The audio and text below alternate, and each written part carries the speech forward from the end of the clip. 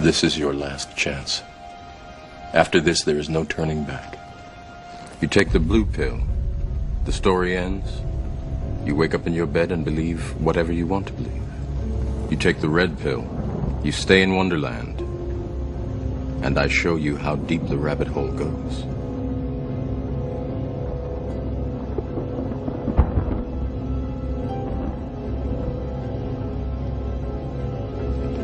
Remember, all I'm offering is the truth, nothing more.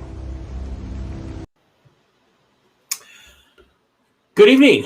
All I'm offering tonight is the truth, nothing more. That is the theme of many aspects of our planet right now. It's the theme of this day, 9/11. It's been an interesting day, to say the least. Joe Biden and the other traitors from the Democratic Party made a nauseating show at the 9/11 ceremony today. Donald Trump showed up himself, and Biden was booed, Trump was cheered. The firefighters all surrounded Trump. They loved him, and it was a very interesting day. There's more on that on Real News Live on Monday on Rumble, and of course the YouTube channels that we're broadcasting on now as well, which of course you have to remember, as soon as these videos are done, I take them down off of YouTube because of the offensive things that I say on a regular basis and that my guests and correspondents say.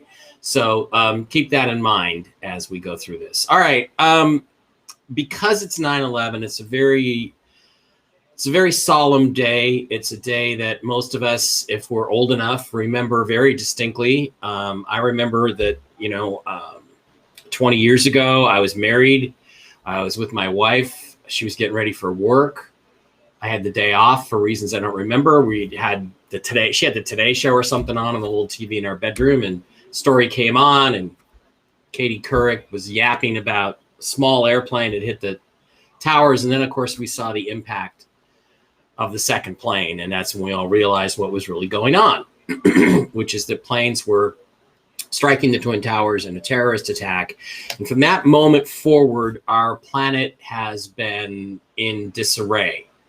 And the war that was started is still going on, and it's basically probably in its final chapter. So it's taken 20 years to get to this make or break point. Here we are on 9/11, 2021, 20 years later. What I want to do tonight is I want to go through how we got to this place. And what that means is I'm going to go to the beginning of the country, the secret history of the United States, give you a very, very brief overview of the secret history of the United States and what we really are, how we really got here, whether we're a democracy or a republic, that kind of thing, and set you up for why 9/11 had to happen and how it was planned years, if not months in advance, not just months, but years in advance. And then what exactly happened on that day. And sometimes the red pill, it doesn't mean anything. The red pill only means accepting reality. Okay, so what this show is going to be about is accepting reality. Now, in the past, I've been not especially generous with people who have wanted to argue with me about this. I will try to be a lot more generous tonight because I'm in the mood. But I'm going to give you the red pill. And a lot of you aren't going to like it. Some of you may very well like it. So without further ado, I think we will get Red Pill Me Baby, says Laura Mills. Nice to have a lot of the regulars here from Real News Live in in the chat over here. And you can join the chat on any one of the streams that you're watching. So without any further ado, I do want to get started and get the presentation going. And that's not it. Where are we? Hang on. All right. So, first of all, if you like this video, I'd appreciate if you gave it a like. I'd appreciate if you I'd appreciate it if PowerPoint would work. I'd appreciate it if you gave it a like, subscribe to the channels, Facebook, wherever you might be watching, Rumble, DLive, wherever we're broadcasting to. That really does help. Thanks a lot. For those of you who don't know who I am, in case there are some of you, my name is Mike Barra. I'm the author of 9 books on nonfiction, sold over 100,000 books, including the New York Times bestseller, Dark Mission, A Secret History of NASA. I've also done a whole lot of television over the last 10 or 11 years. And I do lectures in front of thousands of people, and that's what I do. But before that, I was an aerospace engineer for various large aircraft corporations that you've probably heard of.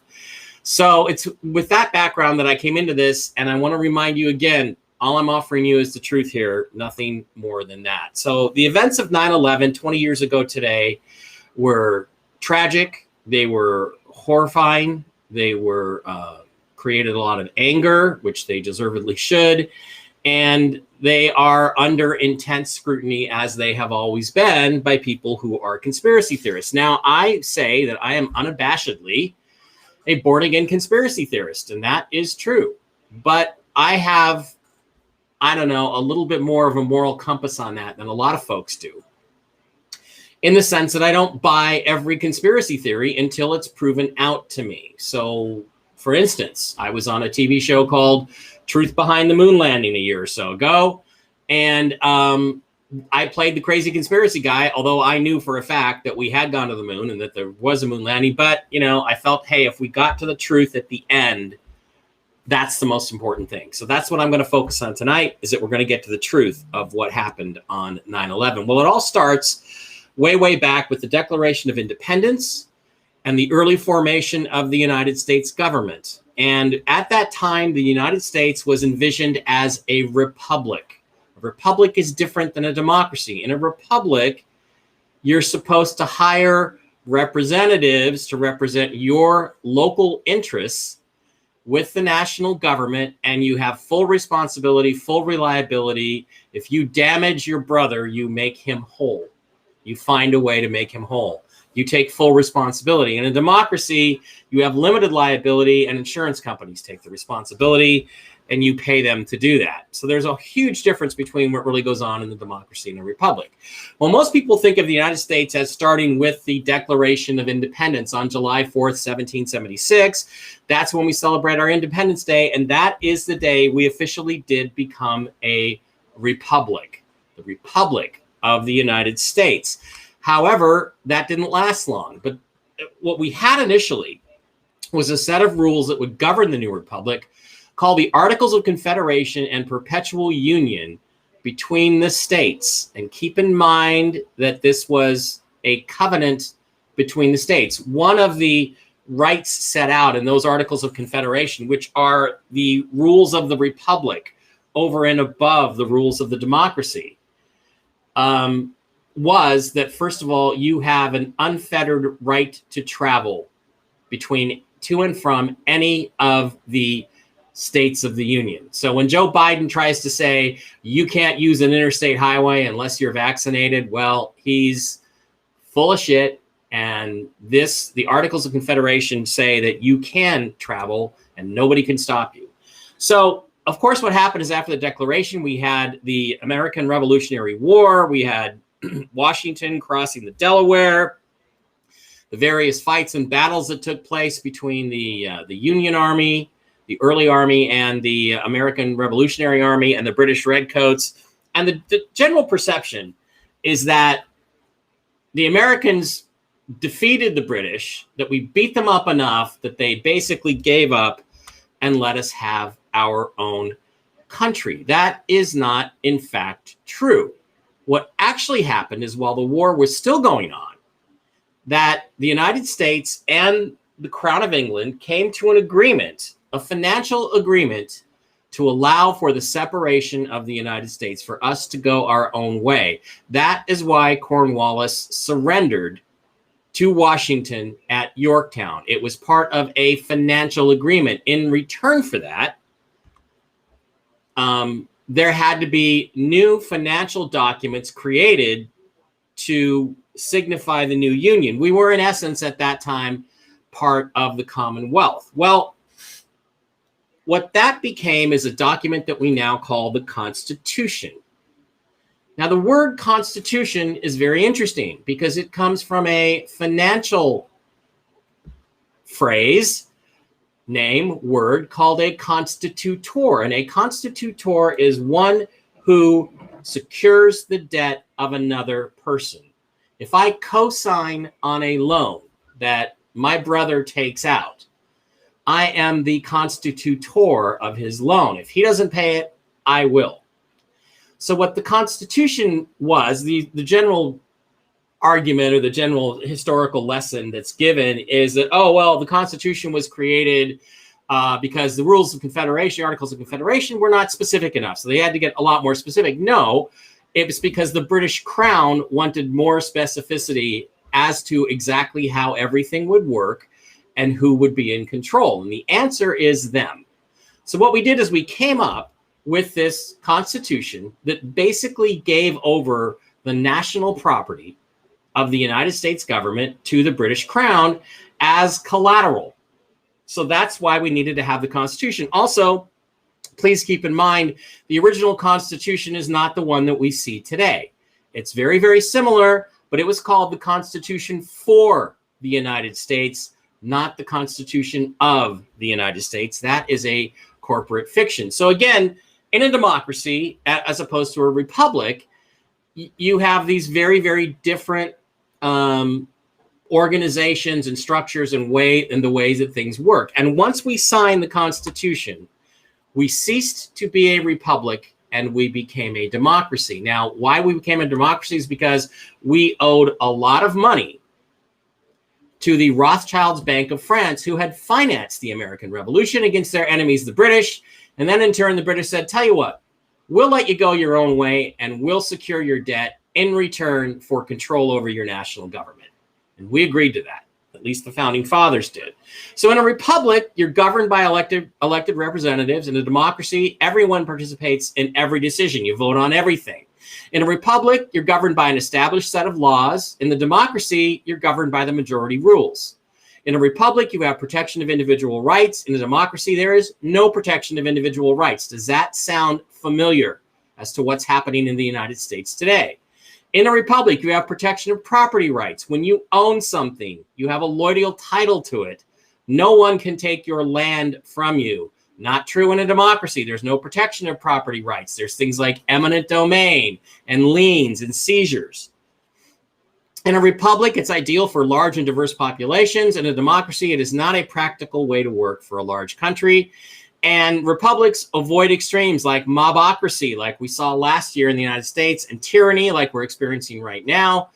But a democracy always ends in turbulence and violence. Does that sound familiar to anybody as to what's happening right now on the streets of America? So shortly after 1789, in 1791, a new bank was formed. It was a central bank called the Bank of the United States. This is the original Bank of the United States in Washington, D.C., and it was given a 20-year lifespan. It had to be renewed by Congress at that time.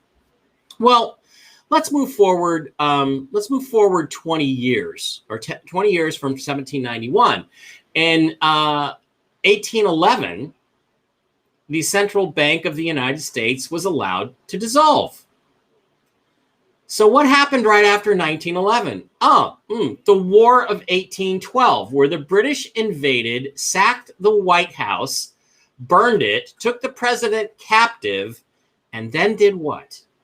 They marched on the courthouse in Washington, D.C. Why? Because that's where all the land titles for the government were kept.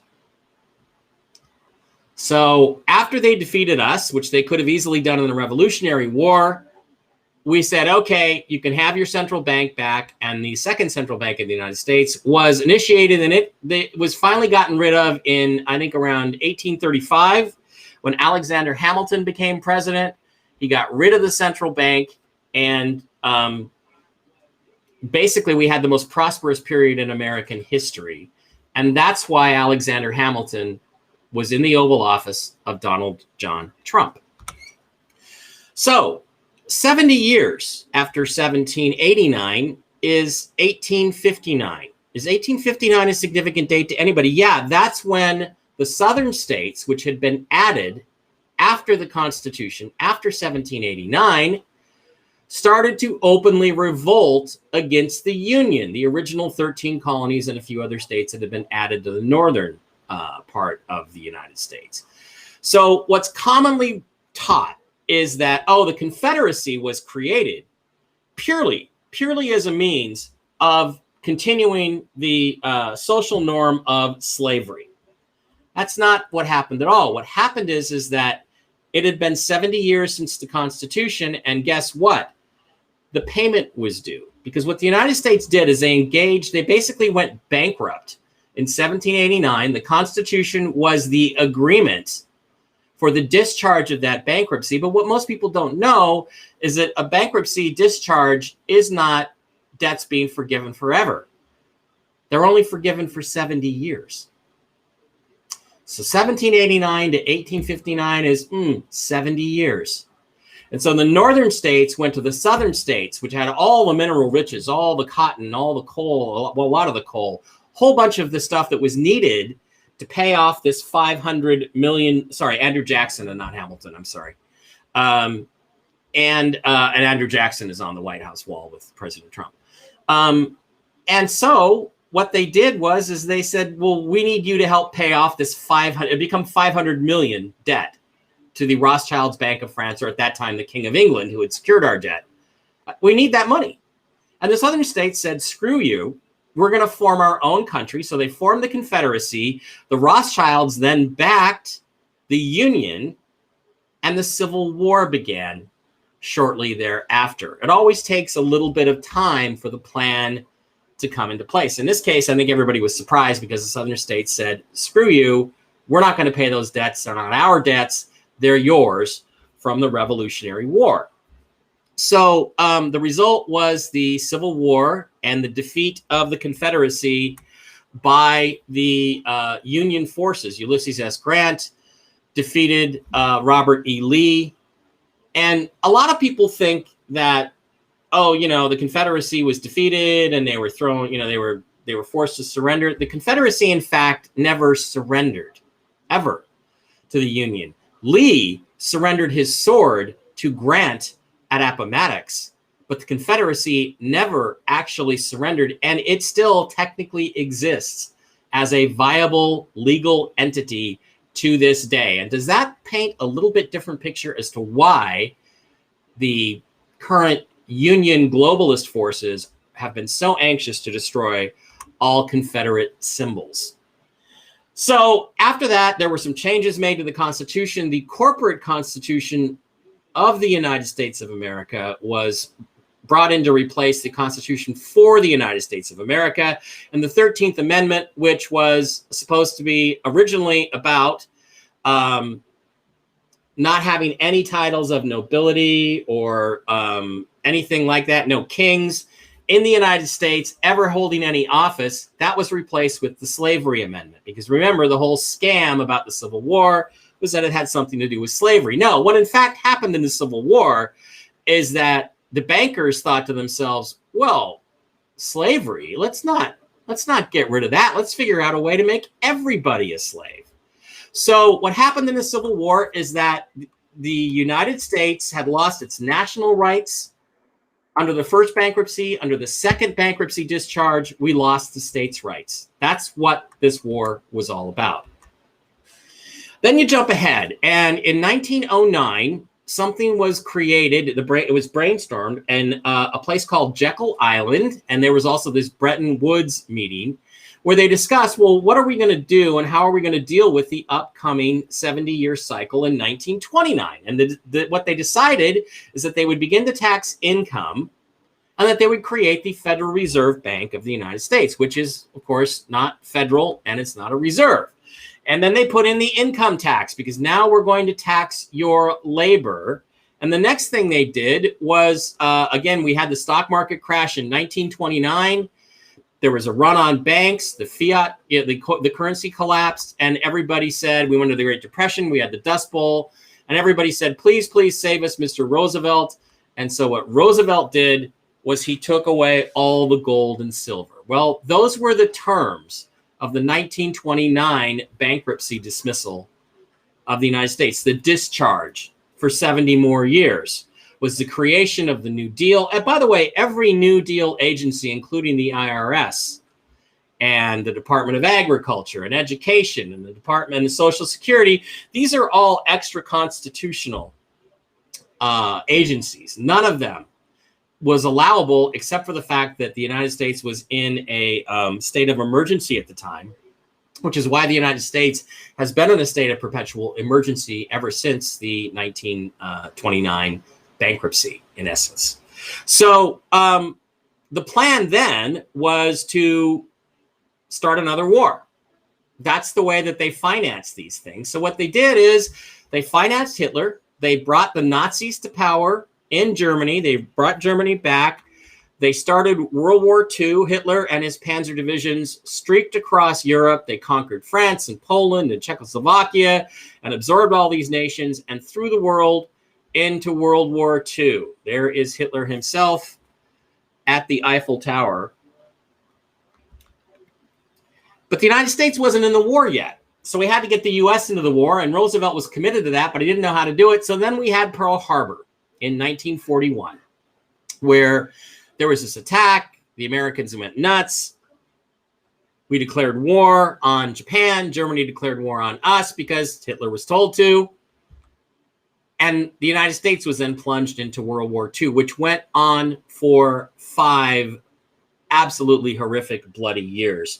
The current wars have been longer, but this was far bloodier. More than 45 million people lost their lives in World War II, many under absolutely horrific circumstances. But ultimately, the Nazi juggernaut was defeated. The American flag was raised at Iwo Jima, a very symbolic moment that was recreated in a mocking fashion by the Taliban just last week. And in the end, atomic bombs were dropped on Imperial Japan at Hiroshima and Nagasaki, finally putting an end to the war. But what they don't tell you is that what they did after this, having taken away all the gold, having taken away all the silver as currency, is they replaced them with paper currencies. And the new German mark, the new Japanese yen, and they funded all sorts of all of the rebuilding. The Marshall Plan of Europe and Japan was all funded through these fiat currencies, which were worthless. And then suddenly, 10 years later, they were revalued. I think the mark, German mark, Deutschmark, was revalued to more than $3 against the American dollar. And gosh, if you were holding 1 million worthless German marks one day, and the next day it was worth $3.71, suddenly you had $3.71 million in your hand. And guess what? There's no tax on that kind of exchange. So a lot of people became millionaires after 10 years after World War II. So we're coming up to the next bankruptcy cycle, which is then going to be 1999. So we have to figure out what's the plan going to be this time to pay off the debt or have the bankruptcy discharged. Well, by this time, nobody in the U.S. or outside the U.S. really wants it to be paid off. I think again, I also want to remind you that the main reason Ron Paul always says that the real national debt is only $500 million is because that's what it was at the time of the Civil War, before the Republic was replaced with the Constitution. Anyway, to set this all up, in the early 1990s, George Herbert Walker Bush allowed Iraq to be invaded, creating the first Iraq War and Desert Storm. Kuwait was overrun. It was abused by Saddam for a while, and eventually we defeated the Iraqis, but failed to remove Saddam. But guess what happened? The United States issued a brand new Kuwaiti dinar, a brand new Kuwaiti currency. And gosh, 7 or 8 years later, in 1999 to be exact, all of a sudden the Kuwaiti dinar, the new one that we had printed, went from pennies on the dollar fractions of a penny on the dollar to about $3.50 against the US dollar. And gee, do you think anybody made any money off that? Do you think maybe the people who printed the Kuwaiti dinars had printed a whole bunch more for themselves? And all of a sudden, we had a budget surplus. Remember that? Just out of nowhere in 1999, we had a budget surplus, and George W. Bush issued his Bush bucks. So that was part of the plan. But then they thought, well, that's a good idea, but let's do this even one better. So in the 70-year bankruptcy cycle, again, we had 1789, the Constitution was enacted. In 1791, the Bank of the U.S. was created. In 1812, we had the War of 1812 and 1811. 1859, 70 years later, the Civil War. 1909, the Jekyll Island Conference to plan what was going to happen in 20 years later in 1929, which is that the stock market was crashed. 70 years later, we had 9/11 planned as the event. Why? Well, because they decided that the idea is that we need to create an event so horrific, another Pearl Harbor. They always use the same playbook to get us, America, into a war, this time in the Middle East. So guess what? We can reissue all the currencies and revalue them and stuff our pockets. So after 9/11, Bush, of course, sent in the troops in 2003 to finish off the job in Iraq, which had been set up 10 years before. George came on and said, mission accomplished. We went to the United States. We talked about weapons of mass destruction. And by the way, we never found any weapons of mass destruction in Iraq.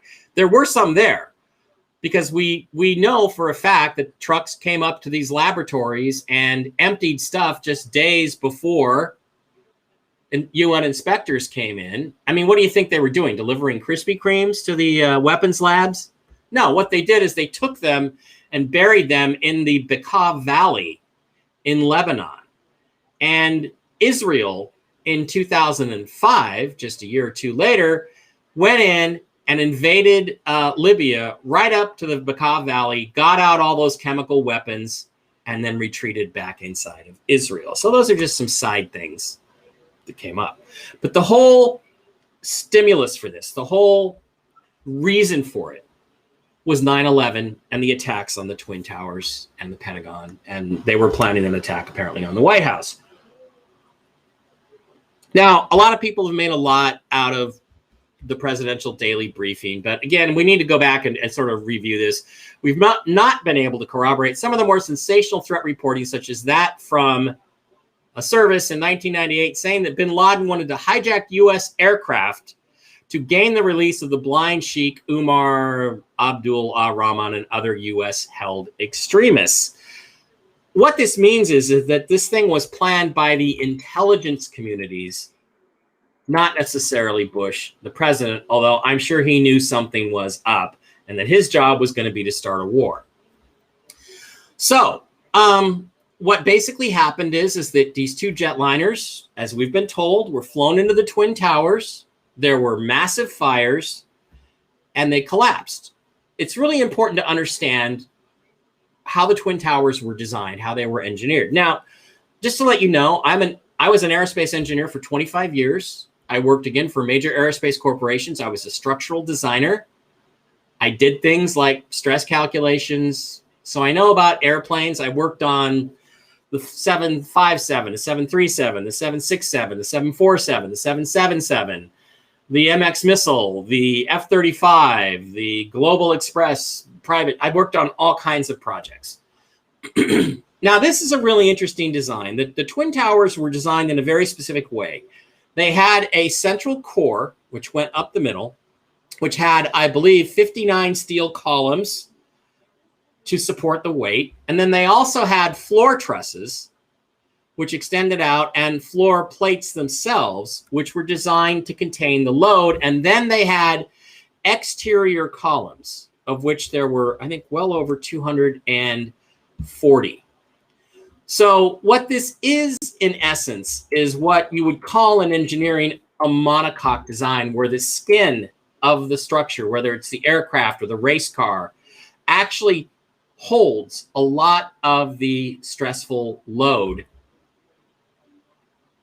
under pressure, under stress of the vehicle or the building.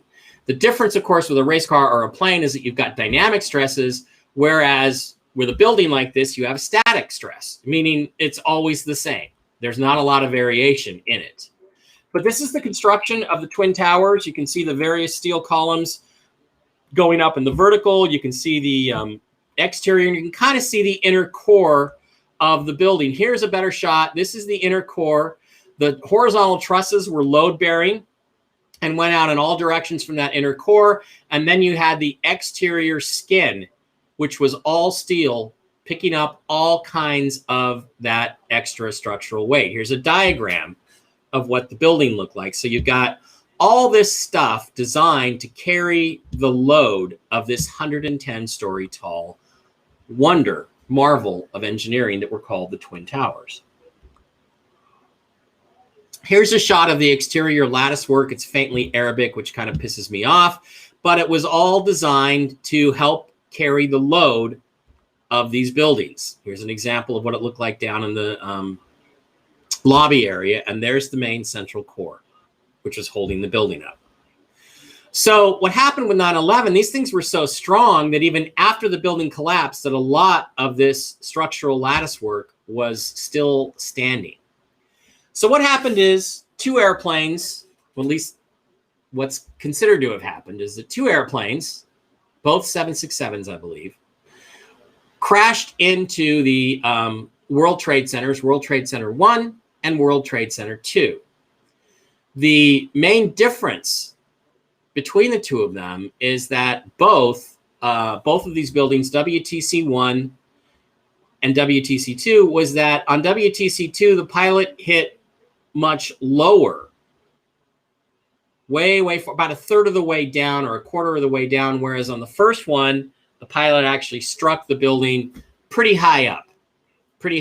And pieces of debris were found hundreds of yards away. The landing gear, the nose gear of the first plane, I think it was Flight 11, was found way down the street. Nose gear and fuselage sections. Nose gear, by the way, is the probably the sturdiest part of an aircraft, jet airliner. Was found way over past the WTC itself. So we all know what happened. These 4 flights were hijacked. Flight 11, Flight 93, Flight 77, and Flight 175. Yeah, crashed into the South Tower. Okay, so it was 175 and 11. And Flight 93 was also hijacked. So we've all seen the videos. The planes fly into the buildings, but what isn't really commonly referred to, this is a photograph of the second building. It's probably a screen cap from a video. They flew the planes in at an angle. Now I'm going to point out one other thing. Notice how curved the wings are, okay?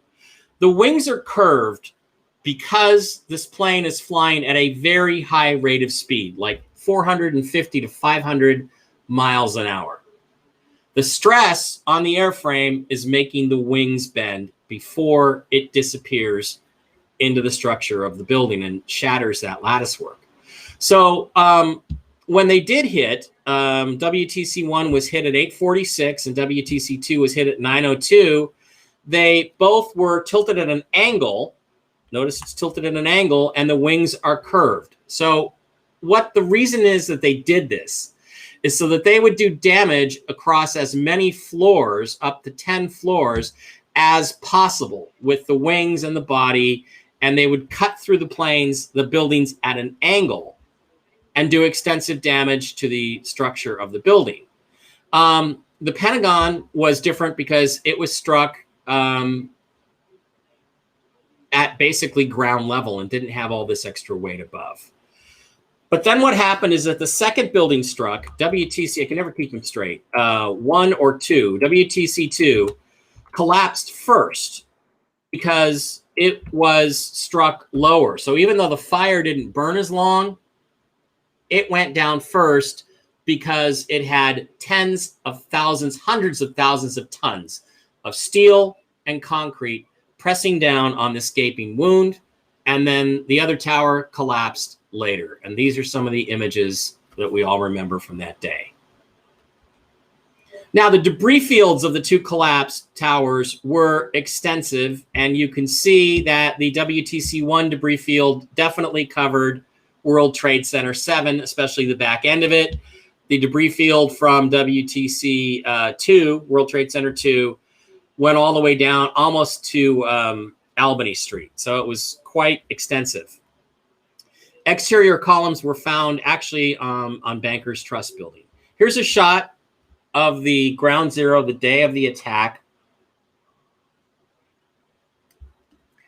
This is where one of the buildings was. I can't really even tell you where the other one was, up here, I guess.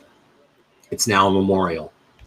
So if you look at this, the debris, it was scattered everywhere. It spread far and wide. The buildings did not collapse straight down, as people have often said.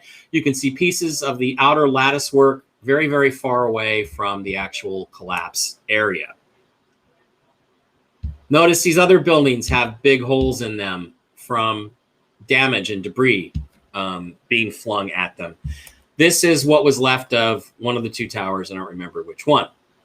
So people take issue with the fact that steel beams, of which these were constructed, do not melt at 1,500 degrees, which is what they claim jet fuel burns at. They melt at 2,750 degrees.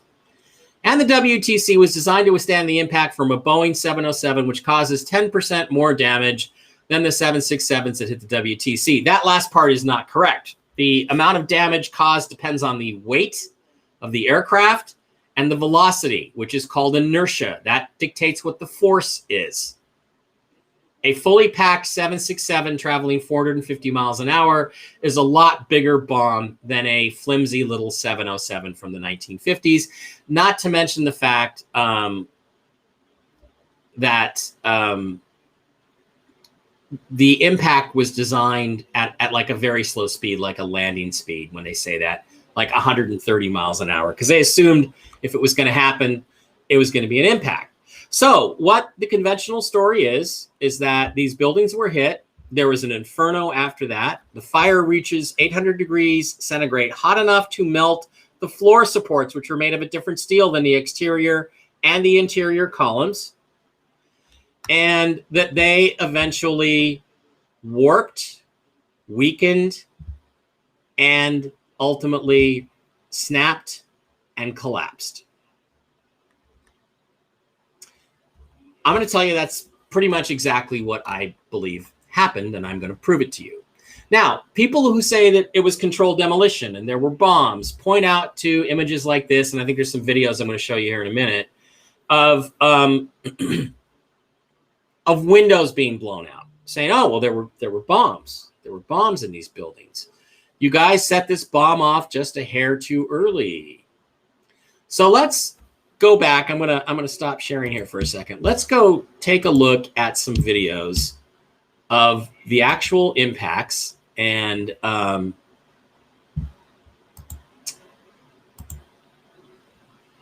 let me see. Yeah, what happened here very specifically. I want to make sure I get one. Okay. I think this is the one. This is Fox News coverage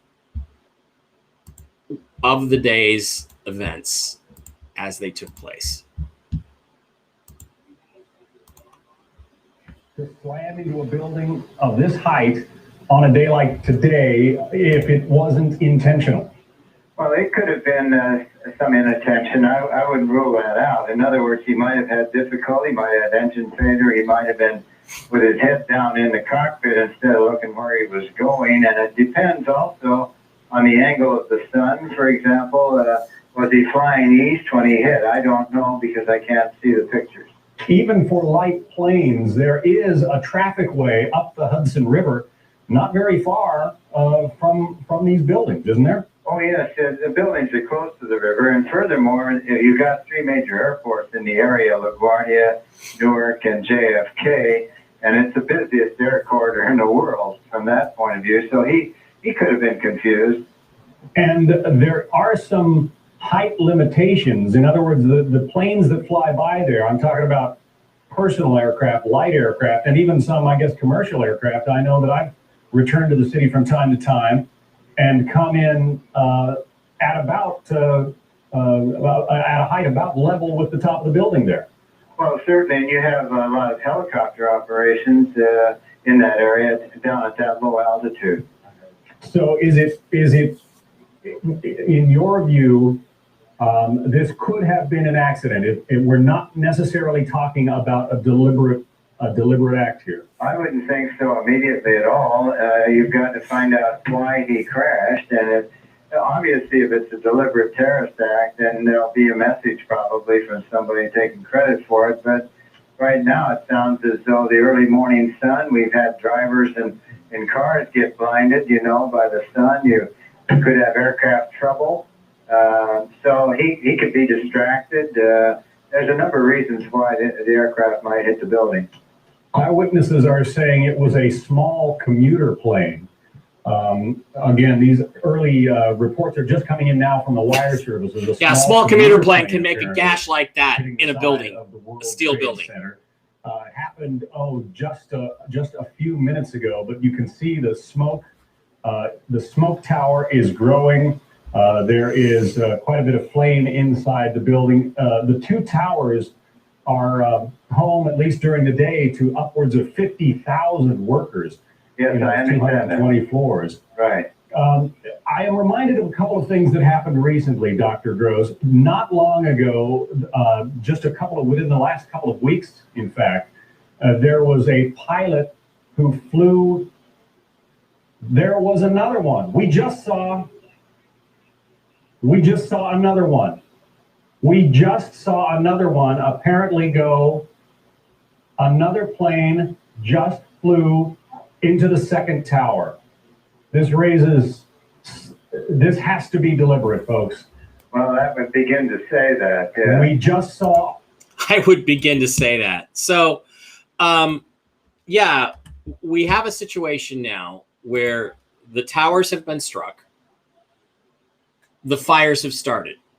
The fires then go on for upwards of an hour, more than an hour, before the buildings begin to collapse. And what I'm going to go back to is, again, to point out to you that steel, the thing people don't understand is that the steel structure, when you shatter that, let me get it back up again. Let me get the presentation back up again.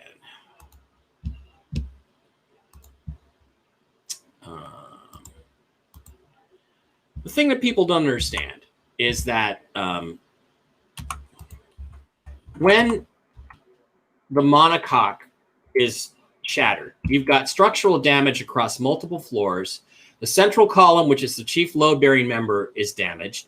The exterior columns are shredded on three sides because the plane goes in one side, through this other side partly, and then out this side. So 3 of the 4 main structural supports are damaged, and the floor supports, which are supposed to be holding this weight, are damaged. And they're now probably reduced in effectiveness by 50, 60%. And they're supposed to support tens of thousands of tons of steel and concrete and human bodies and people that are still alive, and file cabinets and aluminum trusses and all kinds of stuff that are in office buildings. So the fire then burns, it weakens the remaining structure, and the whole thing comes down. And I knew when I saw that second plane hit and I started looking at the damage and how it was diagonal across multiple floors, I told my wife, those buildings are going to come down. And after about an hour, I started feeling kind of weird. Well, why aren't they coming down? But they did eventually.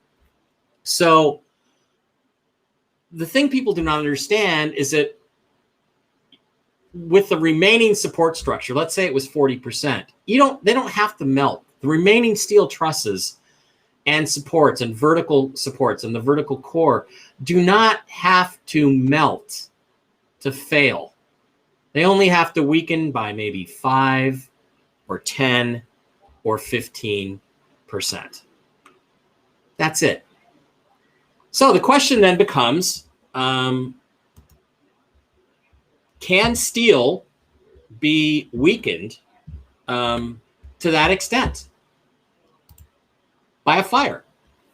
And everybody says, no, steel doesn't melt except at 2,800 degrees. And these fires never got above 2,300 degrees. Well, let's watch a video, because a special I saw years ago called 9/11 Science and Conspiracy did an experiment on steel, a steel frame, an I-beam frame that was of the same type as that used in the Twin Towers. So I want to share that video with you right now, and let's test that comparison.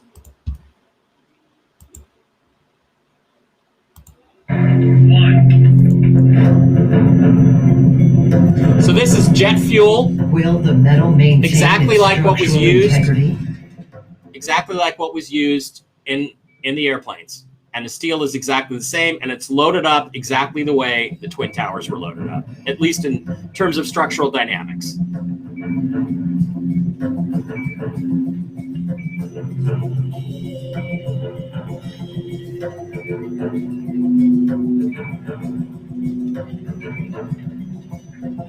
Within 2 minutes, the thermocoupler temperature peaked just above 2,000 degrees Fahrenheit.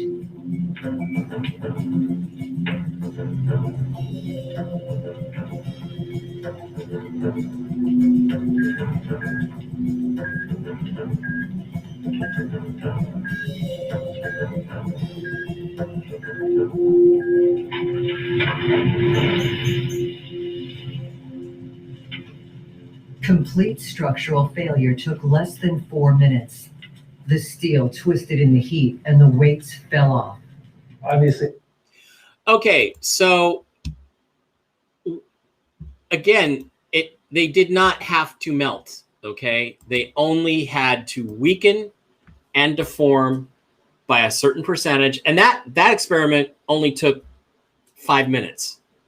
The fact that these buildings stayed up for over an hour in both cases is a miracle and a testament to how well designed they really, really were, because they should have come down a lot quicker than that. And I was, quite frankly, shocked that they didn't.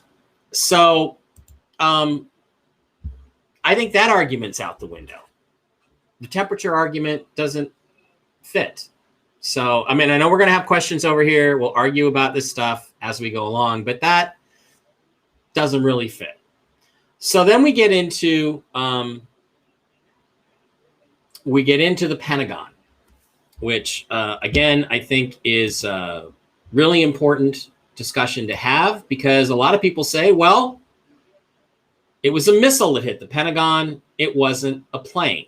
Okay, I'm just going to tell you, I don't think you should pick that particular hill to die on. Oh, yeah, I do want to finish with a couple of other things. Do we want to go to the Pentagon, or want to go to, let's go to building number 7 instead. So,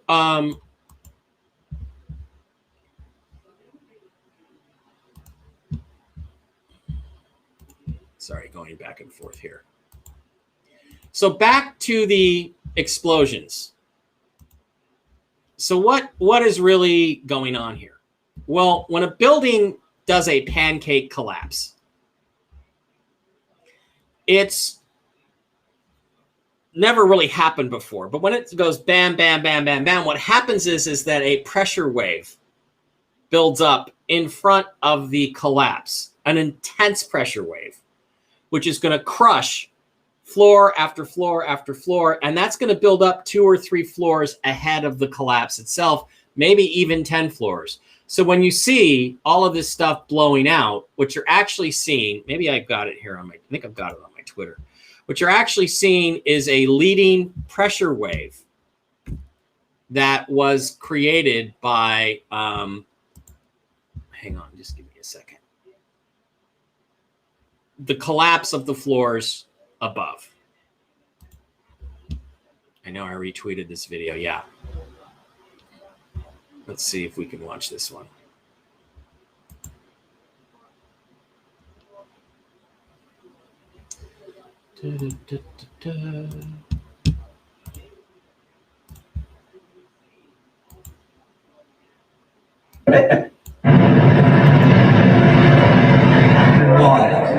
Four by fours that are popping out. Yeah, detonated. Yeah. Okay, let's go back. You can see windows blowing out. Four by fours that are popping out. Yeah, detonated. Yeah. All the way down. I was watching it and running. Four by fours that are popping out. Yeah, detonated. Yeah. All the way down. All of a sudden, it was like bang, bang, bang, bang, bang, like bullet shots. Well, that didn't turn out to be a very good quality video. But what you can see is the windows blowing out floor by floor by floor, a few floors ahead of the collapse. That's a pressure wave blowing out the glass windows. Bam, bam, bam, bam, bam. Bombs explode. They have a flash. They have a bombing sound, but it's going to sound like a roar or a rush of the wind. So when people hear that rumbling sound, it sounds like a bunch of explosions. What they're really hearing is this pressure wave rumble, just like thunder or a train wreck is probably what it sounded like to people at the time. So that's what's going on there, and it's what you would actually expect, and we're going to see it again on building number 7. So people always say, okay, then what about building number 7? Well, building number 7, 2 planes hit 2 buildings and 3 buildings went down. Well, that's a funny, clever thing to say, but it's not really true, because what happened is when first tower went down, it basically fell on top of building number 7. Here's some screenshots from CNN of the collapse of, I think it's WTC-1, if I'm correct. That's building number 7 right there. There are pieces of debris and huge chunks of the latticework, the exterior support structure, flying off of the building and away from the building. It's only 100 yards, maybe. I've walked it. Here's a gigantic piece of debris coming down, flying through the air. Looks like it's going to hit building number 7. Here's another piece of the latticework. See, some of the latticework is still standing, hasn't collapsed yet. It's flying through the air towards building number 7, the backside of building number 7. And then when it was done, you had kind of a mushroom cloud. And again, you have this standing latticework. What people have never seen is video from the inside of the Trade Center. There were buildings back in here behind the towers.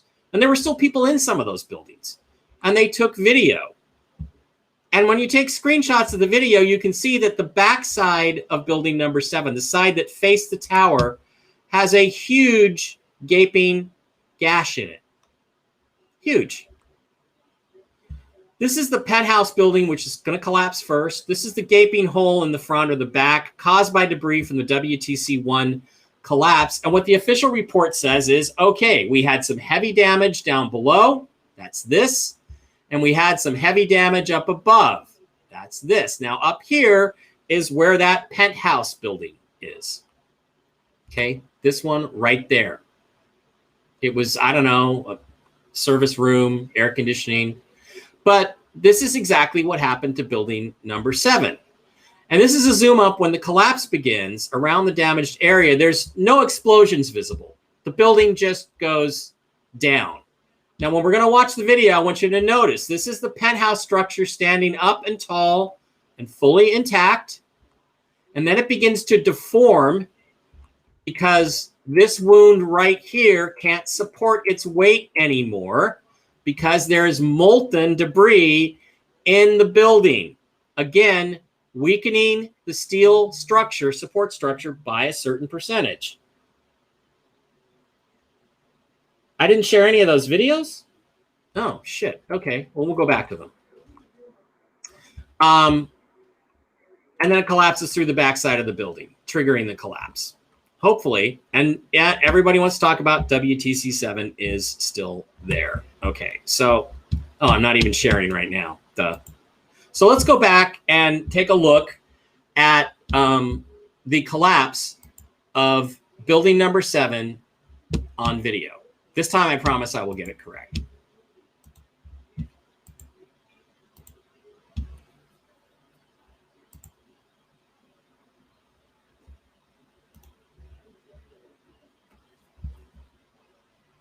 The show that brings you the real facts behind popular myths. Ever since 9/11, conspiracy theorists have claimed that Building 7, which collapsed hours after the Twin Towers, was a controlled demolition, and their only evidence is that it looks like it. When the Twin Towers collapsed, debris damaged Building 7 and set it on fire. This is how it fell a few hours later, dropping straight down as its lower floors collapsed under it. Conspiracy theorists claim that this is exactly what controlled demolitions look like. You can find videos online of many controlled demolitions. Now, I want you to go back and watch this again. Claim that this is the penthouse building I'm talking about. It's probably a service building. Watch how it goes down first. So what it does is like a zipper. It pulls the back of the building out. And a pressure wave is again created as they begin to collapse, and some of the windows blow out. Watch. But there is no explosion. Exactly what controlled demolitions look like. You can find videos online of many controlled demolitions, especially on the website of Controlled Demolition, Inc., the world's largest contractor. You can see examples of every imaginable type of structure being brought down with explosives. The main idea when dropping a building is controlling where the debris goes. You usually want to drop it right in its own footprint rather than possibly damaging other structures nearby.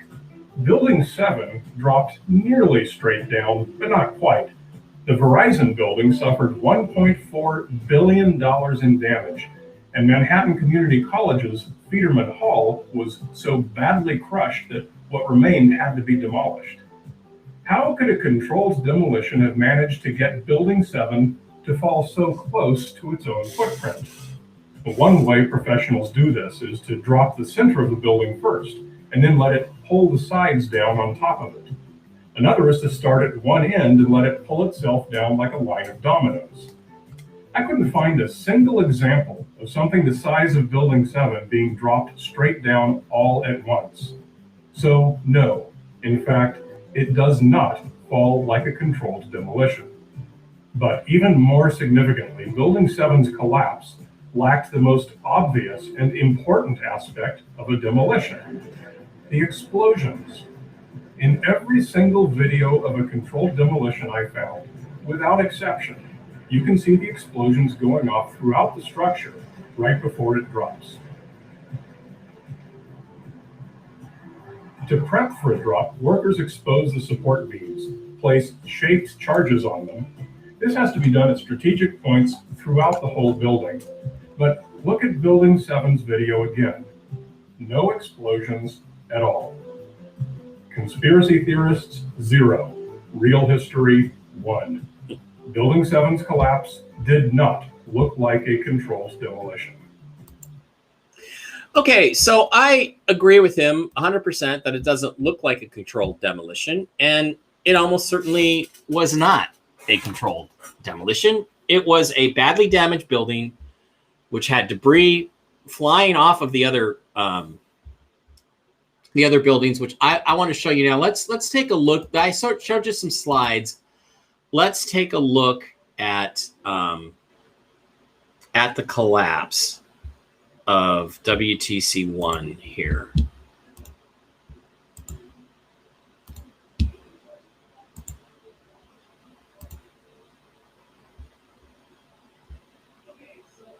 Again, and I know that for many of you, you've heard this a lot, but I think it's important as people join us as they do in moments like this. They are coming in all the time, that there have been attacks in 2 American cities, New York and in Washington. The trade centers here in New York have been hit by airplanes.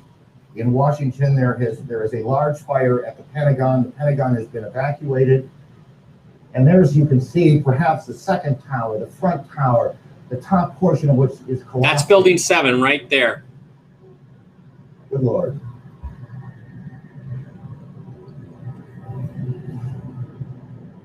There are no words. There's a You can see huge lot of piece pieces right of the there that building just falling. fell. You can see the smoke rising. You can see Now a this stuff's portion gonna go of down. The side of the building now just being covered on the right side as I look at it, covered in smoke. This is just a horrific scene and a horrific moment. The president, who is in Florida today, is en route back to the White House. He took off people out of the Kids, tower. watch it again. This is Now tape. pieces are being flung You can see all now over the place. that There's a this gigantic explosion, chunk. What if that exactly hits the what building? happened What if that caused hits the second building? tower to collapse. We cannot tell you. What if this piece hits the Kelly building on the Roberts backside? is on the phone with us. Kelly, where are you? What can you tell us? Aaron, I'm just about 4 blocks north. So I think it's pretty obvious what happened to building number 7. And I think that the NIST report is almost certainly accurate. Now, what about the fact that a British reporter said that the building had collapsed when it was still sitting there? Let's watch this. Now, more on the latest building collapse in New York that I referred a few moments ago. I was talking about the Salomon Brothers building collapsing. And indeed it has. Apparently that's only a few hundred yards away from where the World Trade Center towers were. And it seems that this was not a result of a new attack. It was because the building had been weakened during this morning's attacks. We'll probably find out more now about that from our correspondent, Jane Stanley. Jane, what more can you tell us about the Salomon Brothers building and its collapse? Well, only really what you already know. Details are very, very. There it is, sketchy. right There's behind almost her. a sense downtown in New York, behind me, down by the World Trade Centers, of just an area completely closed off as the rescue workers try to do their job. But this isn't the first building that has suffered as a result. We know that part of the Marriott Hotel next to the World Trade Center also collapsed as a result of this huge amount of falling debris from 110 floors of the two twin towers of the World Trade Center. As you can see behind me, the Trade Center appears to be still burning. We see There it is. huge clouds of smoke and ash. That's building And 7. behind that, there's an empty piece of what was a very familiar New York skyline. Okay, so that's enough of that. But people are like, well, okay, so they were reporting it had collapsed and it was still there 20 minutes before it collapsed. Well, a lot of you guys don't remember the events of the day, but I do. And they were saying within, I don't know, an hour of the twin towers collapsing, that another building was going to collapse because it was badly damaged and it was on fire. And the fire was going to weaken the steel and it was going to go down. And the other thing is I've done TV news before. And basically, you know, when I did it, I didn't even have a script. I just had a teleprompter. And I just read what they had for me off the teleprompter. I mean, I'd seen it 5 minutes before I did the sports, but, you know, I did it. And let me just tell you something about television. I've been in television for 10 or 11 years. And some of you guys might not like this. Men are selected for their expertise to be on television. It doesn't matter what you look like. Women are selected for their looks. And it doesn't matter what your expertise is. So it's an upside down world in television, but that's the way it works. And maybe it shouldn't work that way, but it does. So as a result, there was so much fog of war at that time. Probably that I just think these are, you got to understand, these people are empty suits. They're like Ron Burgundy. Anybody can fucking do the job. Well, not anybody, but I certainly could do the job. I could replace anybody on any network television, no problem. So I believe this is simply because there were reports for hours before building number 7 went down saying it was going to go down. And somebody fed these two dingbats, both of them. this information that it had already collapsed, when in fact the information that was coming out was that it was going to collapse. They were just 20 minutes early. I don't see anything in that at all. And here's the other question I'd like to ask you guys.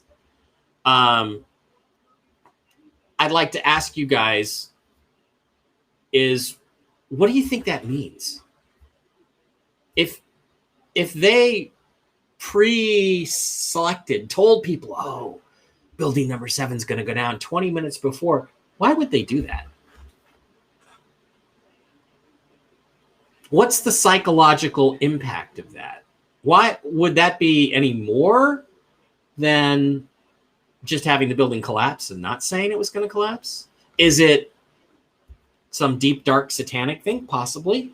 But it doesn't make any sense to me. It looks more like just a mistake. So I am getting some stuff. So the owner of the Building 7 was on camera using the term pull, but it wasn't a controlled collapse. Okay, the term pull was used in that other video in the context of you want to pull the building down in a certain direction. So it is occasionally a demolition term. It's also a term that's used for pulling the building apart because it's a very complex and scientific process to pull the debris out. So the Twin Towers were both pulled. Now, the Abe Silverstein interview, if you go watch it, and I've got it somewhere up here. Let me see if I've got it. Now, I tried to load the video and it wouldn't load earlier, but it's out there. He says, look, we had people go in and inspect the building. They said it was in terrible shape and it wasn't going to survive. And there were fires everywhere that were uncontrolled and couldn't be put out. And so we made the decision to pull it. What he's saying is pull his people out, quite obviously. And again, why would he incriminate himself if he had planned to demolish the building? Here's the fact, okay? And I hear that some of you guys don't want to hear this. There is no evidence, none whatsoever, that building number 7 was a demolition, controlled or not.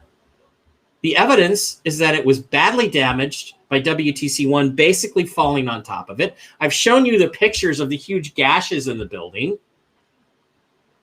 And by the way, if there were no fires with those gashes, those buildings would have been condemned and demolished within a few weeks or months because there was no way that building could stay up. It would be condemned with all that damage. But we had the additional fires on top of it, which accelerated the whole process because they were made of steel. So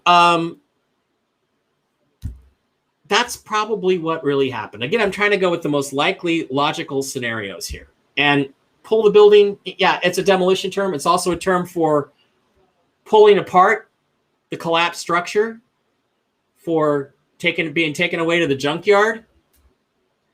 So, and it's also could be an example of pulling my people out, because Abe Silverstein had his people in the building, and he had fire department and police in there.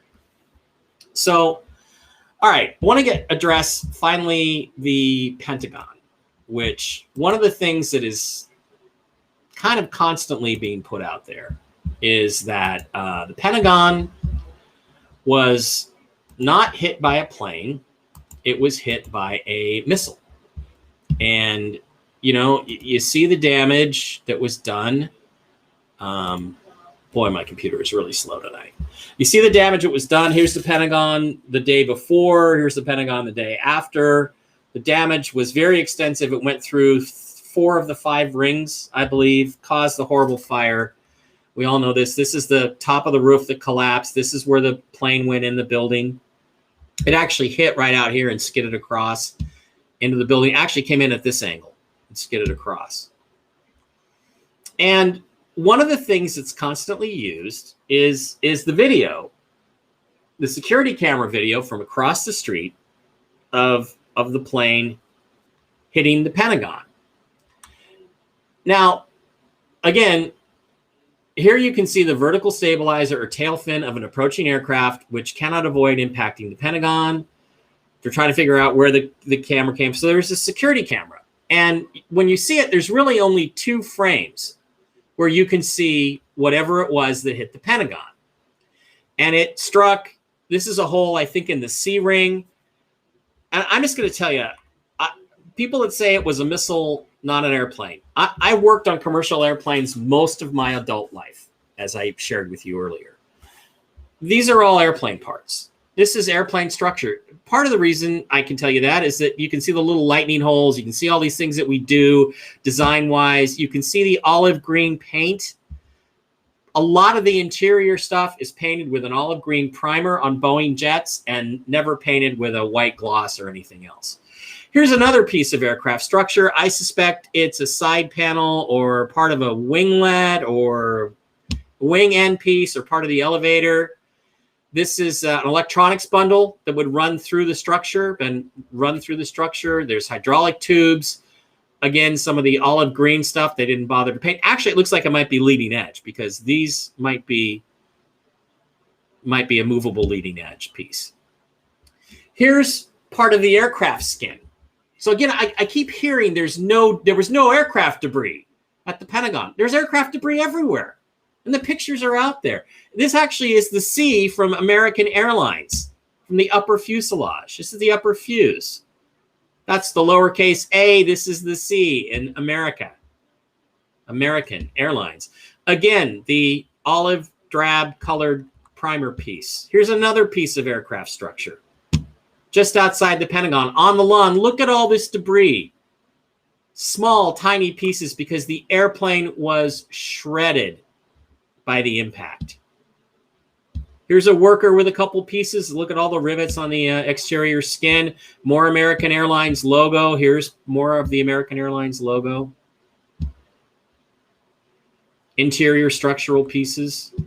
Here's a rogues gallery of some of these different pieces and pictures. This is one of the lighting towers, lighting stanchions, where the plane flew in, knocked down a couple of light poles, and flew into the side of the building. Here's a wheel from the Pentagon, Boeing aircraft 757 wheel. This is not a diffuser case. This is a structural rib. The ribs go around the fuse structure. An engine rotor. The landing gear. Remember I told you the landing gear it's usually machined titanium. It's the toughest, thickest part of the aircraft, heaviest part of the aircraft. Here's a piece with the American Airlines part number stamped on it. Now remember, Boeing gives their parts a part number and American gives them a corresponding part number. It's even got the little decal on it.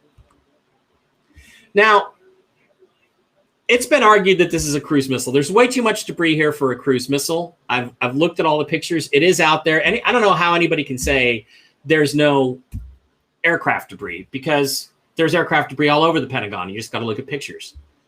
But the Boeing 757 was a long, skinny, still is, it's still in service, long, skinny airplane. But one of the things about it is it had a tail that was about 44 feet tall. So when you look at these two frames of the security camera footage, here's another thing to consider too, is that this security camera, it's 4x3. Obviously, it's not 16x9. It's 2001 technology. It's 640 by 480 at best. And it's 10 frames a second. So an aircraft traveling 400 miles an hour in 1 second. I don't know what that is. I should have looked it up. Not positive how far I can travel, but I guarantee you it's a lot. It's hundreds of yards, half a mile, quarter mile, longer than that in 1 second. An airplane traveling 400 miles an hour, probably close to a half a mile. So the fact that in 2/10 of a second frame captures, you actually got 2 shots of the aircraft, is pretty phenomenal. This is the nose of the plane, kind of bouncing on the lawn right in front of the Pentagon. This is the next frame, which is, you can see the full body of the aircraft, including a little hint of the tail. So this is what the tail of a 757 looks like. Notice the body's a little distorted. It's already starting to get bent up because it's just hit the Pentagon, or the ground in front of the Pentagon, the lawn in front of the Pentagon. So I did some research, and what I discovered is that not only is the tail of the 757 about 45 feet high, but the height of the Pentagon walls was 77 feet 3 inches. So the proportions of this alleged tail height to the height of the Pentagon wall where it would have hit is basically exactly right. About 2/3. Maybe a little more, maybe almost 3/4. And a cruise missile, which I also worked on, is a tiny, tiny object, only slightly bigger than a pool table. At least the old air-launched cruise missiles that we had back in those days. So I think this is very clear evidence, and I'm right, by the way. This is very clear evidence that it was a 757 that struck the Pentagon. In addition to that, you have eyewitnesses. Again, go look 757, go look Pentagon, airplane eyewitnesses. You will find lots of people in the moment who are not crisis actors saying, hey, I saw a plane. And in one case, one video I found, a guy actually was like, yeah, 757 flew right over us and it clipped a pole and then it just crashed right into the side of the building. So I don't think there's any doubt. People say there's no photographic evidence of a plane. It's just a missile. Well, yeah, there's photographic evidence. It's from the security camera. Now, there's lots of other things. What about Dick Cheney's stand down order? Well, that's been researched. And, there was Flight 93 was coming in. And we launched aircraft to intercept. And Cheney gave an order that any plane that would not respond that came into the airspace of New York or Washington was to be shot down. The problem is we didn't have any planes up in the air with any weapons. So the F-16 pilots that were tracking Flight 93 would have been forced to commit suicide by flying their plane into Flight 93 to bring it down. But what happened is that he was periodically being given reports. Sir, it's 60 miles, it's 80 miles out, it's 60 miles out, it's 40 miles out, it's 30 miles out, it's 20 miles out. When it got to 20 miles out, guy walks in and says, sir, it's 20 miles out. What do you want them to do? Now, 9 people were in that situation room inside the White House. I'm not to cut Dick Cheney any slack because he's a fucking war criminal and I can't wait to see him get justice. 8 of the people there said one thing. One person said the other. The one person said that Dick Cheney said stand down. Okay. The other 8 people say he said the orders stand. So just like the poll comment, the orders stand is a completely different statement than stand down. So I'm going to say that there was no stand down order given. So when you look at all these different things that the various conspiracy people talk about 9/11, they really don't hold up under scrutiny. And I would have loved to have made a TV show about this and really deeply investigated all this stuff. So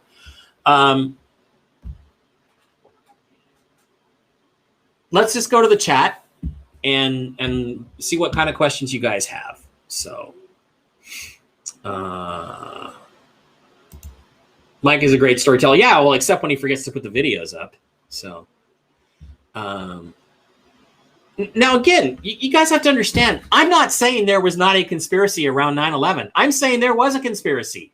The conspiracy was to create a Pearl Harbor, a second Pearl Harbor that would shock America and get us on a war footing and get us into a war in the Middle East so we could steal the Iraqi currency and other currencies and reissue them a decade or two later and keep the deep state funded. That was the conspiracy. And Bush almost certainly knew about it. Clinton certainly knew about it because Clinton is the one who made sure that the FBI and the CIA couldn't talk to each other. And that's how 6 pilots were able to train right under the noses of the FBI and the CIA to fly commercial jetliners into buildings. which is what I did. I'm just saying that when it comes to actually the collapse of the towers, there were no sparklers, there were no directed energy weapons, there were no bombs. There were jetliners flown into buildings, and the structural facts, reality on the ground, are that those buildings were going to come down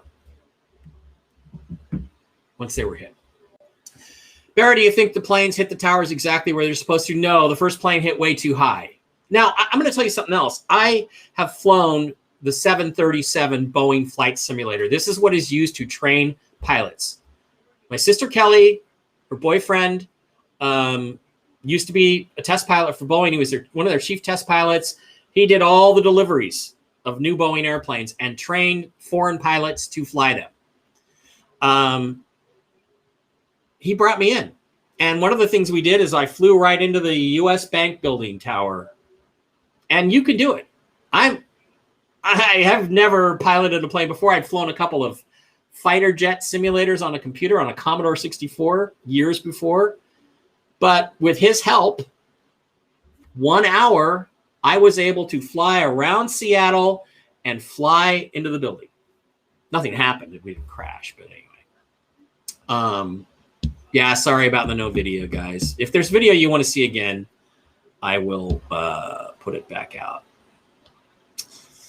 Yeah, I'm glad Mike is enjoying his presentation. Sorry, Lily. All right. Okay. How many share screens are there? Yes. I'm sorry. If there's video you want to see again, I will be glad to play it.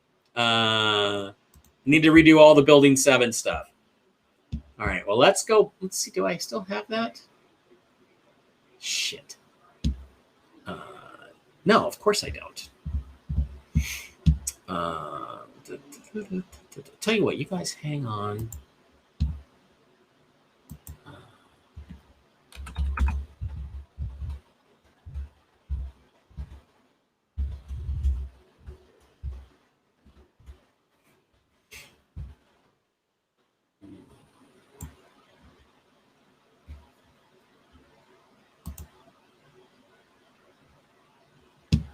Okay, let me try to share it again so I don't look like such a complete dork.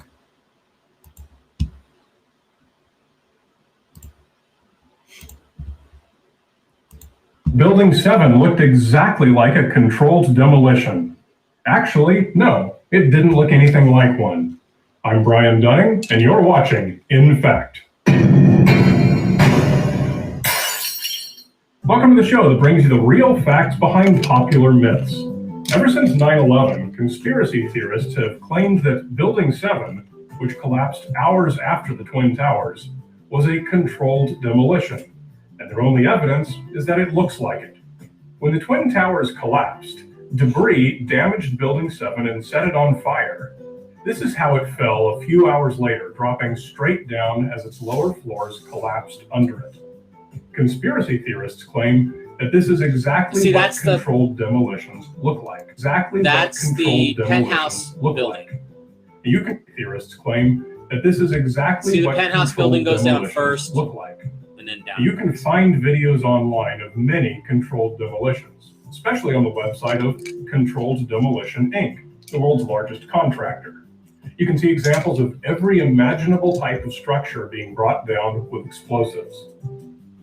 The main idea when dropping a building is controlling where the debris goes. You usually want to drop it right in its own footprint rather than possibly damaging other structures nearby. Building 7 dropped nearly straight down, but not quite. The Verizon building suffered $1.4 billion in damage, and Manhattan Community College's Federman Hall was so badly crushed that what remained had to be demolished. How could a controlled demolition have managed to get Building 7 to fall so close to its own footprint? Well, one way professionals do this is to drop the center of the building first, and then let it pull the sides down on top of it. Pulling. Another is to start at one end and let it pull itself down like a line of dominoes. I couldn't find a single example of something the size of Building 7 being dropped straight down all at once. So, no, in fact, it does not fall like a controlled demolition. But So, and again, a couple things I want to point out. These windows are popping because as the building begins to collapse, it's deforming. The structure's deforming, and the windows are just being popped out in this particular case. The other thing is, go back again to the screenshots here. This is the upper penthouse building that I talk about, and you notice that it goes down first as you advance this. Watch it again real quick. Fell a few hours See? later, dropping straight down as its lower floors collapsed under it. Conspiracy theorists claim that this is exactly See? what controlled demolitions look like. Okay, so I finally shared the video. You guys should have seen quite a while back. All right. Who texted him? My brother texted me.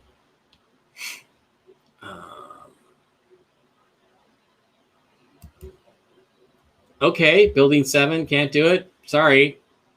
Proof is all over the place. You know, it definitely got hit. Okay, your ex doesn't know what he's talking about. And there is no way for 2 planes to hit 3 buildings unless one of the buildings falls on another building, in which case it is possible. Did they recycle the steel? Some of it? Some of it, no. Yeah, they sent some of the steel to China.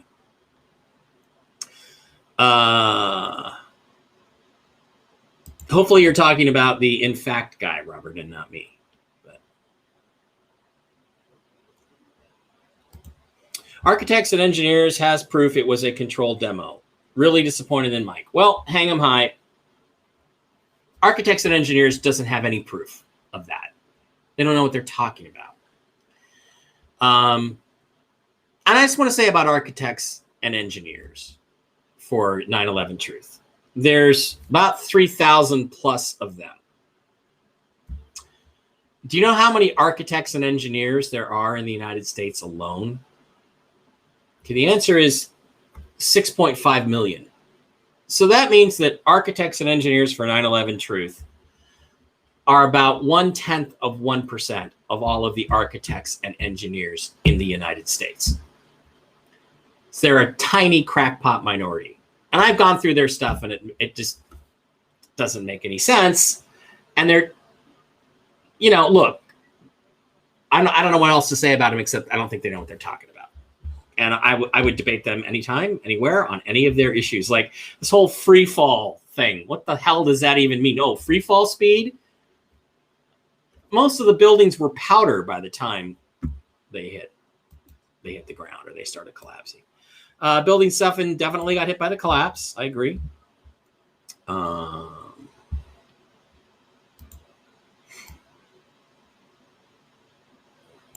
Well, it makes you wonder what, Ashley, that she's talking about the building collapsing 20 minutes. I mean, my first thing was, oh, they're just fog of war. They're dumb. They don't realize that.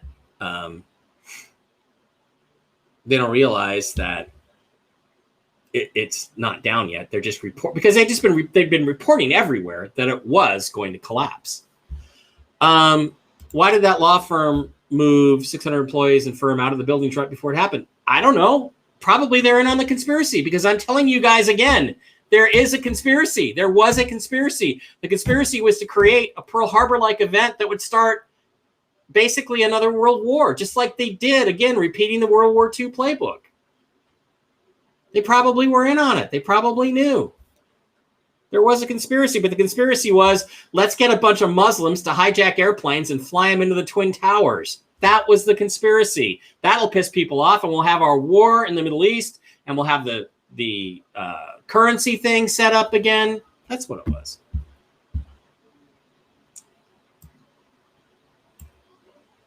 Let's have Jen ask Archangels. I will do that on Monday. I think she said bombs before. I'm like, yeah, Rick Norman. Yeah, I remember the warnings about another collapse for hours, couple hours.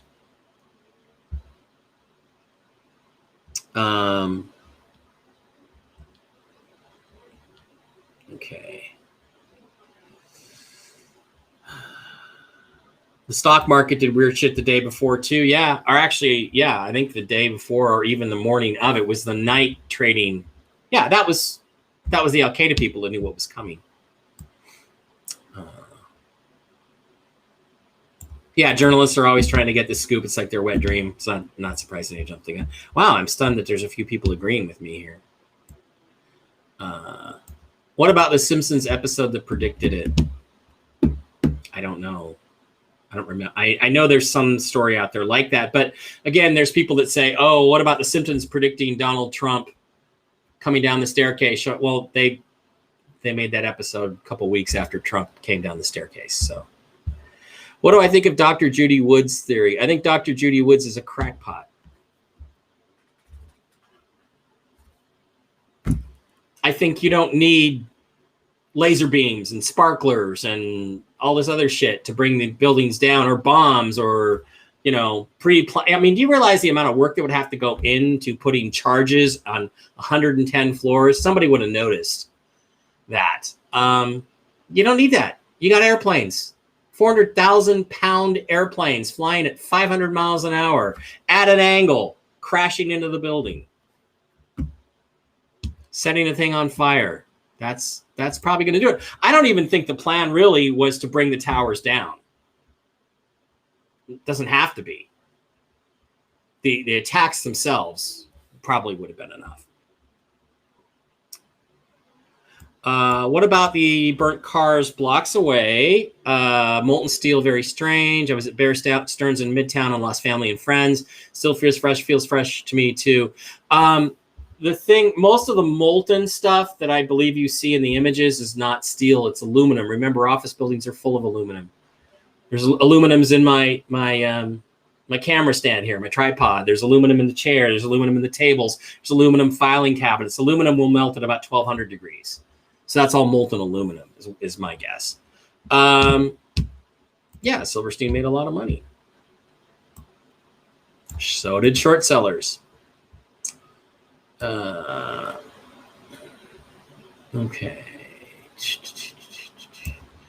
Did the bodies end up inside? The bodies were probably shredded in the Pentagon and certainly in 9/11. There were body pieces, parts found, but remember they didn't really have much in the way of DNA testing back then. Laura Mills, if the wings on the first jet put big holes in buildings 1 and 2, why were there no wing holes in the Pentagon? Because the Pentagon is 30, 40, 50 times stronger than the Twin Towers were. It's a steel and concrete reinforced building.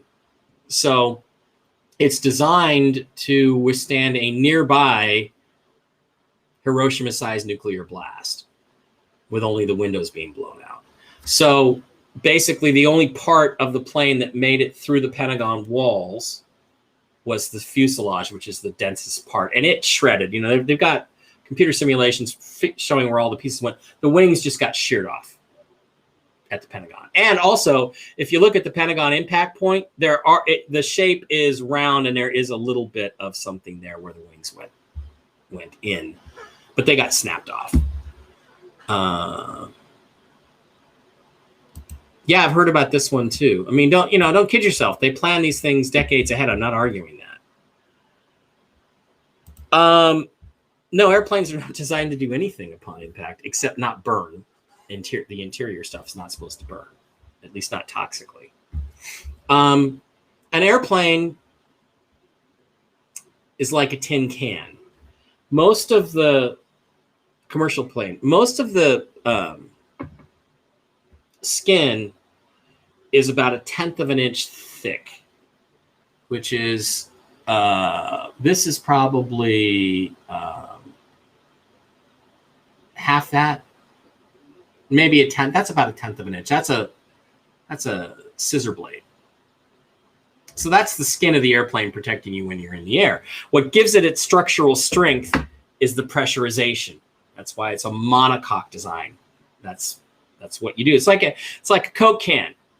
You know, when it's empty, it's flimsy. You can just crush it. When it's full and sealed, it's a little harder to crush. Or beer can. Let's go with beer can.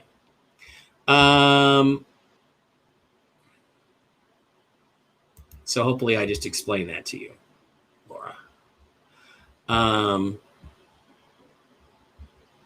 Yeah, they're hiding something. There's no way there's not more cams. I agree. I don't know why there isn't other. There's got to be more cams than that outdoor security camera, you would think, and they should be declassified. But I think they're going to show a 757 flying into the Pentagon. We're talking about the Pentagon.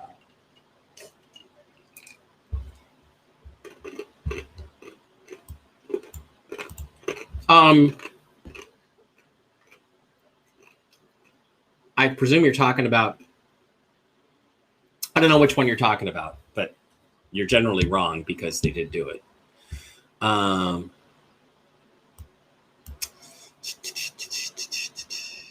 a lot of Delta jokes. How come the Pentagon didn't burn like the tower? More of it was concrete. And it did burn. It burned for hours, but they also had a lot more fire trucks and stuff right there. You couldn't get any fire trucks 80 floors up. They had fire trucks right there to put the fire out.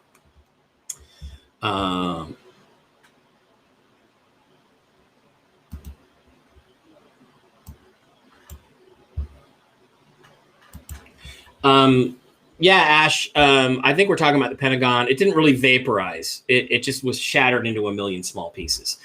It's aluminum. Remember, the steel was tough, but the steel and concrete reinforced Pentagon was tougher.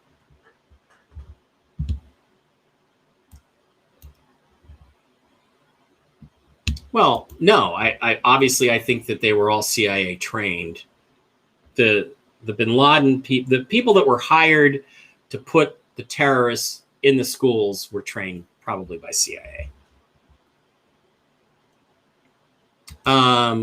Flying low, wouldn't the nose be pointed up or down? How would it be able to hit it straight on? I don't know. Again, I don't know which one where you're talking about, the towers or the Pentagon. The Pentagon, it did come in very low. I guess remember that first picture? Maybe I didn't show you that picture of the Pentagon. Yeah, I think I did show you the Pentagon. Remember, it kind of hit. It just hit and just skidded right into the building.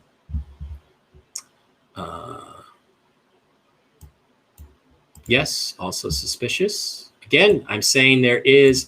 I don't think 93 was shot down. Like I said, the United States air defense system was basically naked at that point because Clinton had decimated our air defense. So the planes that were sent up were a couple of F-16s from a base, I think in Virginia, that were tracking 93. And they didn't even have time to arm them because they were unarmed. They didn't have ammo in their cannons. They didn't have anything. So the only way they could have brought 93 down was to crash into it.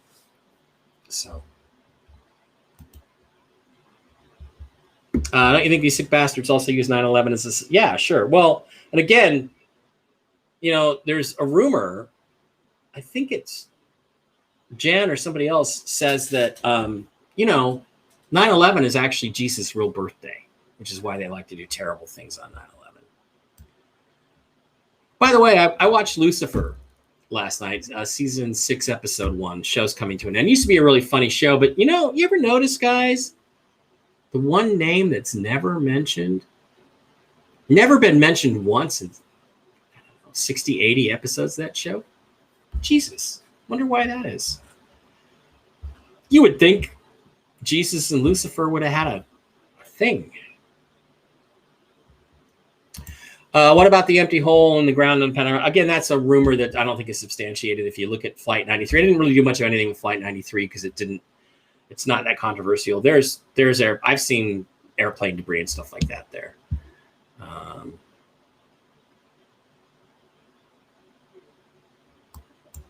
It's true. Robert's correct. I've never been wrong. Well, yeah, I just want everybody to think about it. And I would love to have done a show where we could, you know, run experiments on all these things.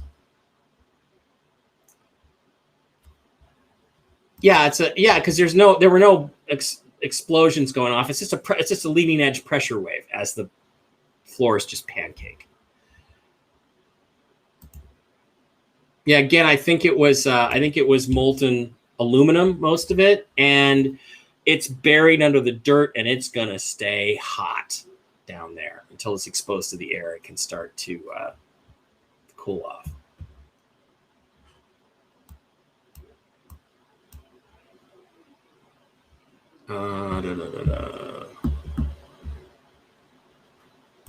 Well, there was, I mean, we saw the pictures. There was all kinds of debris from the buildings.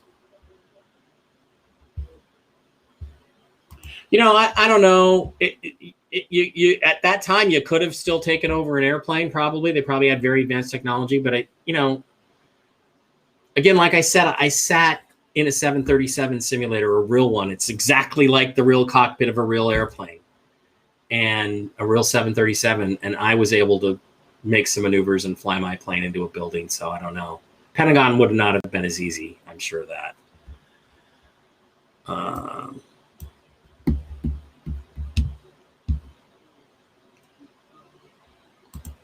Yeah, Casey lost her YouTube channel. They took it down. Something Jen said, I'm sure. Just kidding, Jen. Sure, it was nothing I said.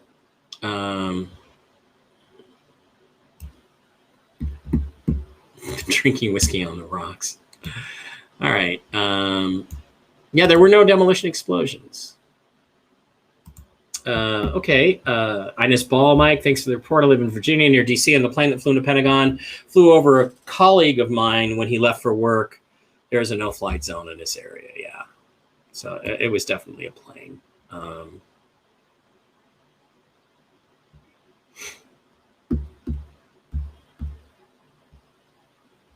Well, Laura, I'm trying to explain all these things. I don't think they're disinformation. I think they're just guys that want to be right, and I just don't think they are.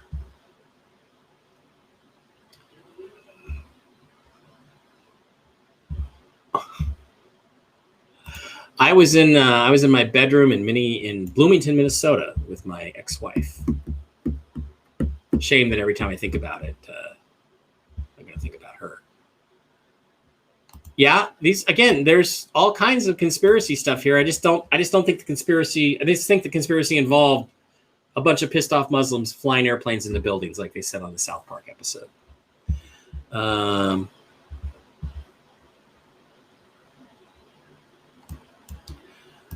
I would suspect, but well, was Bush in on it? I don't know. Bush was probably just told what he was going to do, much like the current occupant of the White House. I don't know. He seemed genuinely pissed off and upset about a lot of things, but I think he knew there was going to be something happening at some point. But I don't know. It'd just be speculation. They're all war criminals. Give them the penalty that war criminals get. All of them, including the Bushes. Could they have pulled this off if the buildings didn't come all the way down? Well, sure, because the question is, look, would this attack have been enough to put us on a war footing if the buildings didn't collapse all the way down? I think so. But again, the fact that they turned the airplane sideways to cut through as many floors as possible and at an angle so that they would break the support structure on 3 facets of the building, that shows that was planned, to my mind. Good morning, mate. Can you see some sort of this attack happening again? Yeah, I can.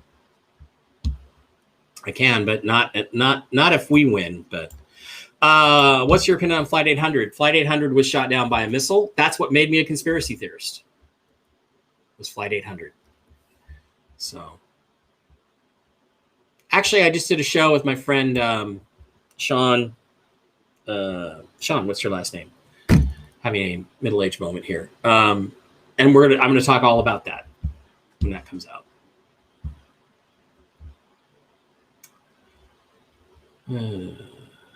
Shanksville and total lack of debris. I don't think that's true, Deb. We talked about that. I don't think that's true.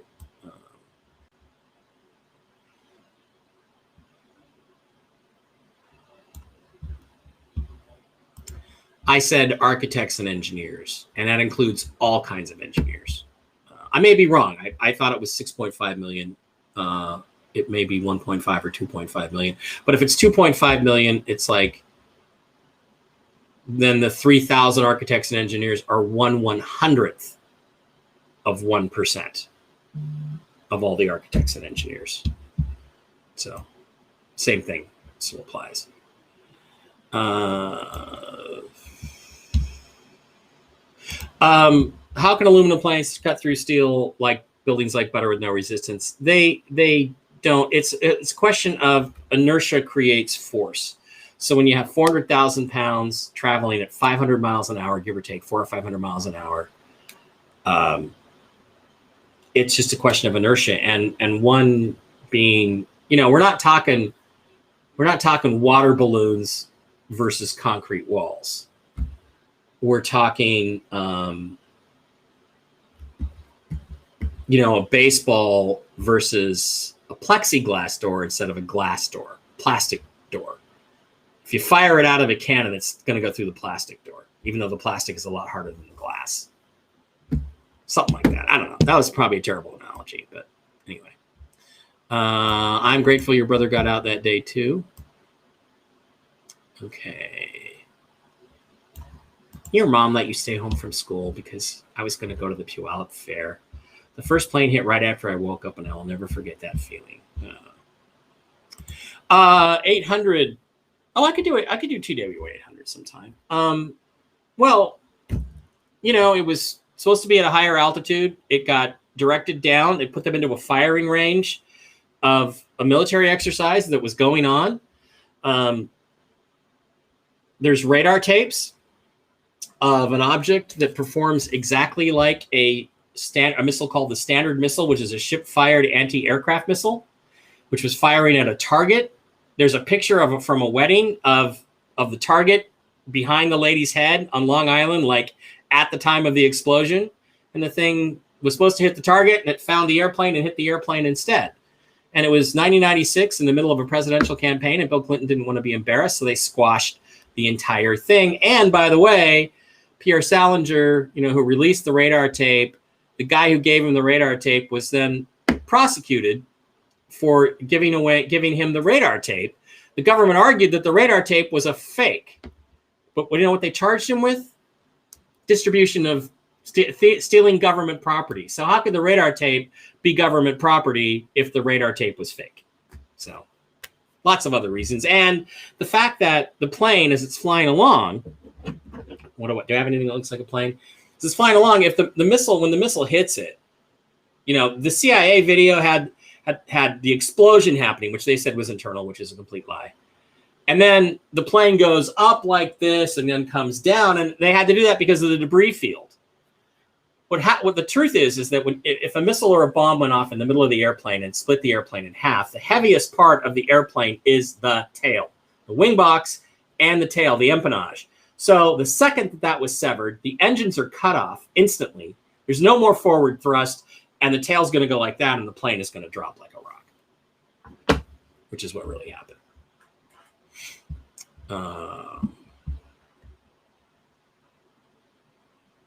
Yeah, interesting stuff. Did you see the War Room today with Bin Laden's daughter? I did not. That would have been interesting, though. There's talk that terrorists were still alive and in Saudi. I haven't seen any evidence of that. Yeah, launch a full Coke can at 500 miles per hour and see what happens to the wall or anything else. Or do this. Go look up some specials on the Space Shuttle Columbia disaster. Because what you have is a piece of soft foam that broke off the center fuel tank and hit a Kevlar reinforced leading edge of the Space Shuttle wing. That wing is infinitely stronger than a piece of foam. But when they did the experiments of the relative velocity, the foam went right through the wing. So if a piece of styrofoam basically can go through a Kevlar reinforced wing, an aluminum airplane at 400,000 pounds and 500 miles an hour can go into a steel frame building. So, all right, guys, thank you very much for being here. That's going to be it. There's other questions that are still out there that I would be glad to answer on Monday if anybody thinks of any other ones.